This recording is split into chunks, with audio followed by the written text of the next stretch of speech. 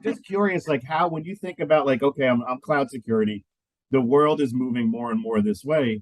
When I think of the Whizzes, the Aquas, the Apparettos, the Systigs, all of these that are in our emerging technology survey, and I could pull that up if we wanted.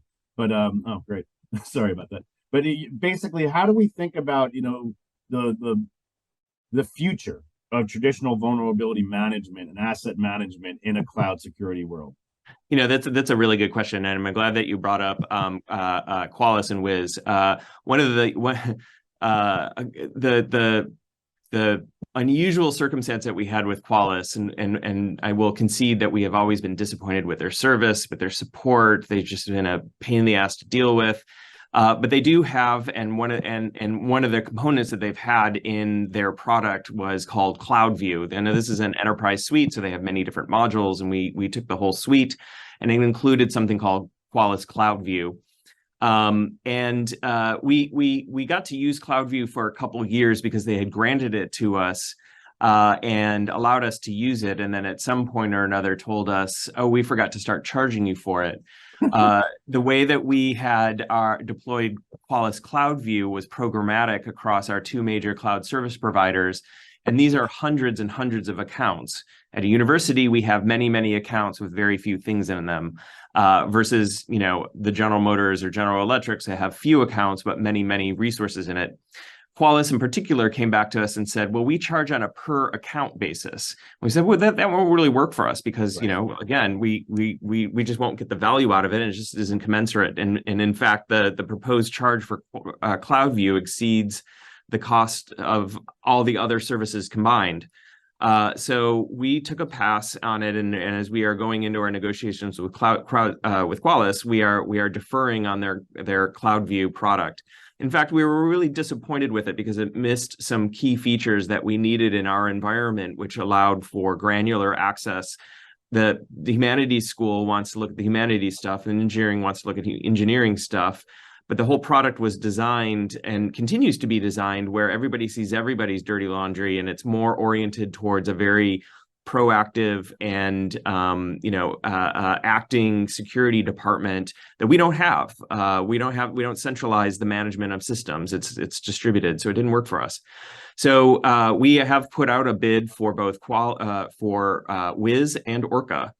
And we are now in negotiations with Wiz, and we will close out our CloudView with Qualys, and we'll shift over the cloud vulnerability management over to this new generation of products that you're talking about here, Orca and Wiz. I could go into some of the deciding factors of what compelled or what we found compelling with these two companies for our cloud security, but we will continue with Qualys because the Qualys CloudView or the Qualys Cloud Agent, which is a software that runs on the server, has given us great value. So we will continue compelling system administrators across campus, across all the schools and distributed IT. These are some of the rules of handling our university data. You have to have these components on your system in order to make them more secure, and Qualys Cloud Agent will be one of them or is one of them. So we will continue our investment with Qualys, but we will not use them necessarily for vulnerability management of containers or for serverless or even for systems that are built in the cloud.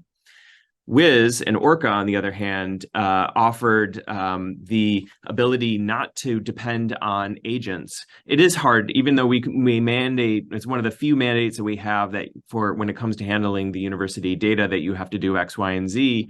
It's still difficult in an uphill battle to compel, distributed IT organizations to install software on their infrastructure in order for us to observe vulnerabilities, in part because for things like high performance computing or for ephemeral systems that come up and come down and burst or auto scale, it's really difficult to do that. So the benefits that we saw with Orca and Wiz were around agentless They were both agentless. We didn't have to install anything. Yep. But even more compelling is that they didn't depend on the limitations of the cloud vendors' APIs, which is one of the things that that we didn't like with Qualys.